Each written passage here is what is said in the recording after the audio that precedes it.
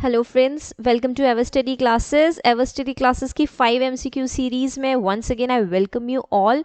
तो आज हम एक बहुत डिफरेंट टॉपिक लेके आए हैं स्टूडेंट्स MCQ सीरीज़ के लिए, that is types of variable.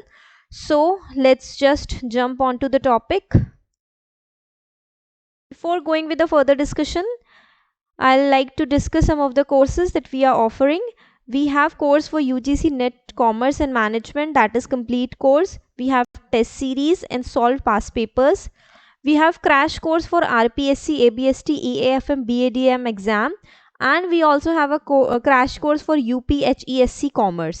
Okay, and for all this information you can visit our website, that is www.everstudy.co.in.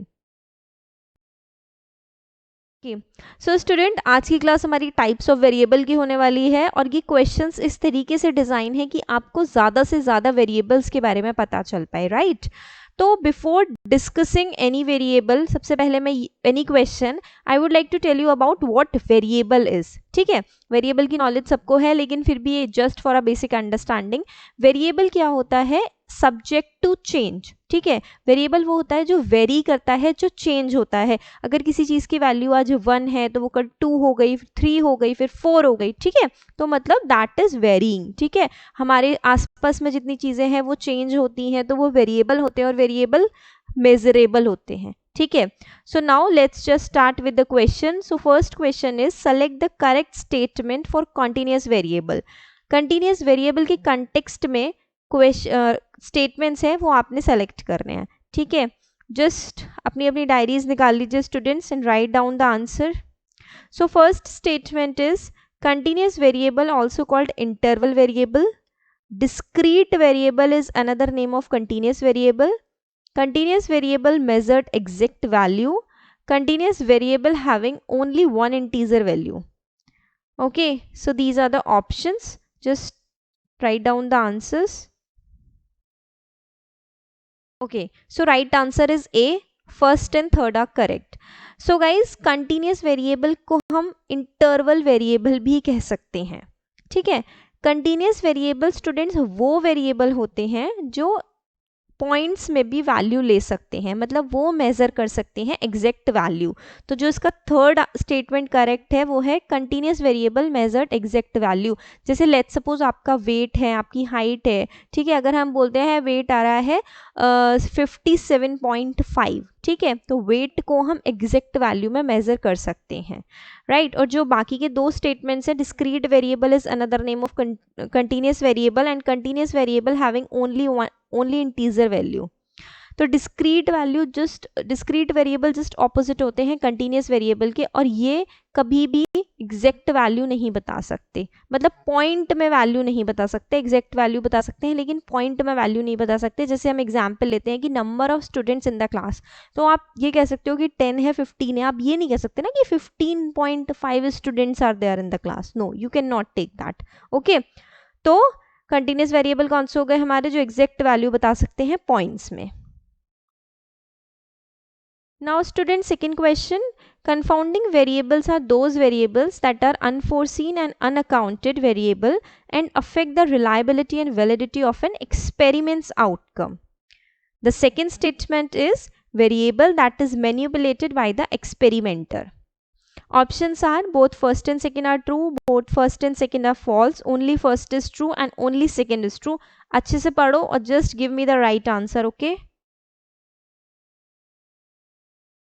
So the answer is only first statement is true. So guys, first statement हमारा था कि confounding variable वो variable होते हैं जो unforeseen होते हैं और अनअकाउंटेड होते हैं, और वो अफेक्ट करते हैं रिलायबिलिटी और वैलिडिटी एक्सपेरिमेंट की। ओके, या हम कह सकते हैं जब भी कोई रिसर्चर रिसर्च करता है तो कंफाउंडिंग वेरिएबल आ जाते हैं। ठीक है, मतलब वो दिखते नहीं हैं। ठीक है, और ये टाइप किसके होते हैं? एक्सट्रेनियस वेरिएबल का टाइप होता है। मतलब पहले तो क्या होता है कि आप कोई रिसर्च कर रहे हैं और आपने एक्सट्रेनियस वेरिएबल आपकी रिसर्च में आ गया, तो रिसर्चर क्या करता है? उसको कंट्रोल करने की कोशिश करता है। ठीक है, कि मतलब वो अकर ना हो। ओके, जब उसका इम्पैक्ट आपके डिपेंडेंट वेरिएबल पर पड़ जाता है तो हम उसको बोल देते हैं कि ये कंफाउंडिंग वेरिएबल बन गया। पहले कंफाउंडिंग वेरिएबल एक्सट्रेनियस वेरिएबल होता है, बाद में वो कंफाउंडिंग बन जाता है। ठीक है, ये क्या करता है, जो हमारे रिसर्च के रिजल्ट्स होते हैं ना, उन्हें डाइवर्ट करने की कोशिश करता है, ठीक है। If extraneous variable are impacting your results they are called confounding variable, ठीक है। जैसे कि मैंने बताया था, अगर ये इम्पैक्ट करने लग जाते हैं हमारी रिसर्च को तो हम इनको कंफाउंडिंग वेरिएबल बोल देते हैं। That is why only first statement are true, ठीक है।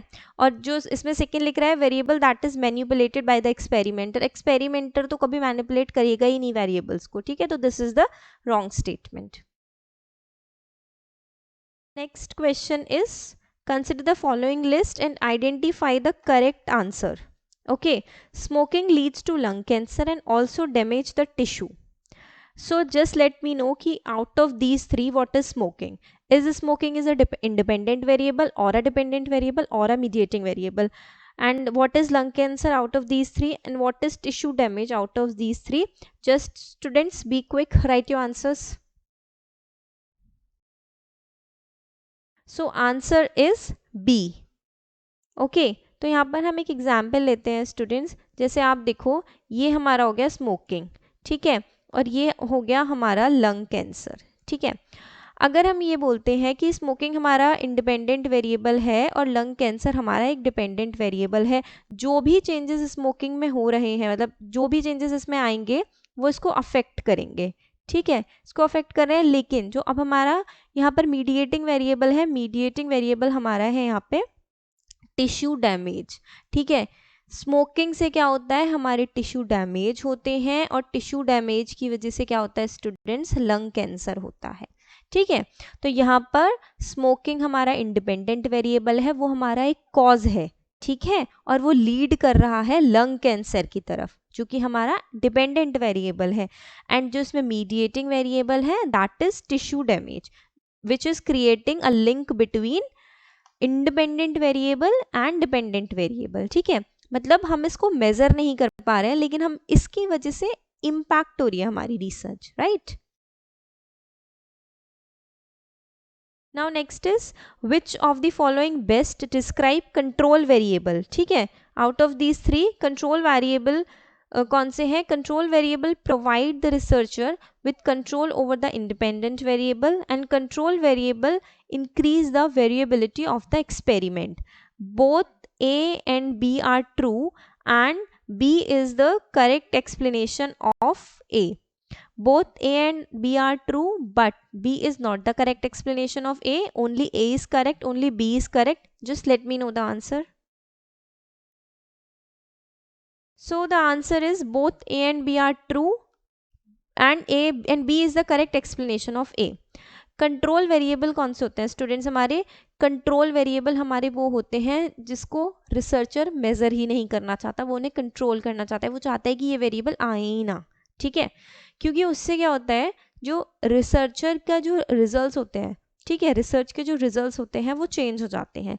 कंट्रोल वेरिएबल क्या करते हैं कि रिसर्च की वेरिएबिलिटी में चेंजेस लेके आ जाते हैं, ठीक है। इसीलिए A and B both are true and B is the correct explanation of A, ठीक है। कि अगर हमने कोई भी रिजल्ट निकाले तो वो कंट्रोल वेरिएबल की वजह से चेंज हो जाएंगे, अगर वहाँ पे कंट्रोल वेरिएबल आ गया तो, मतलब अगर रिसर्चर उसे कंट्रोल नहीं कर पाया तो, ठीक है। Now last question, which of the following statements is true about intervening variable? It is a variable whose existence is inferred but cannot be measured. It established link between dependent and independent variable. It is caused by independent variable and itself is a cause of dependent variable. Student, अभी मैंने एक question में आपको बताया था mediating variable के बारे में। Just let me know the answer. And mediating variable को हम इंटरवीनिंग वेरिएबल बोलते हैं। अकॉर्डिंगली आप आंसर लगाओ जल्दी फटाफट। Okay, so all are true, क्योंकि इंटरवीनिंग वेरिएबल कौन सा वेरिएबल होता है जिसकी एग्जिस्टेंस इन्फर होती है लेकिन हम उसे मेजर नहीं कर सकते, ठीक है। वो लिंक बनाते हैं डिपेंडेंट और इंडिपेंडेंट वेरिएबल के बीच में, और it is a caused by independent variable and itself a cause of dependent variable, ठीक है। मतलब जो मीडिएटिंग वेरिएबल का इम्पैक्ट होता है वो किस पर होता है? डिपेंडेंट वेरिएबल पर। लेकिन वो कैसे इम्पैक्ट होता है? वो होता है इंडिपेंडेंट वेरिएबल से इम्पैक्टेड, ठीक है। Likewise the example of smoking, tissue damage and lung cancer, ठीक है। You can relate the example of that. student, this is the homework question. Binary variable is also called. Write your answers in the comment section below. Okay, और ये attempt किया करो student, ये homework question बहुत important है. Okay, session को हम यहाँ पर एंड करना चाहेंगे अपने MCQ सीरीज को. अगर वीडियो अच्छा लगा हो तो प्लीज़ लाइक करें, शेयर करें, सब्सक्राइब करें एंड हमें टेलीग्राम पर फॉलो करें. You can even write to us and for any query you can visit our website that is www.everstudy.co.in. Thank you so much students.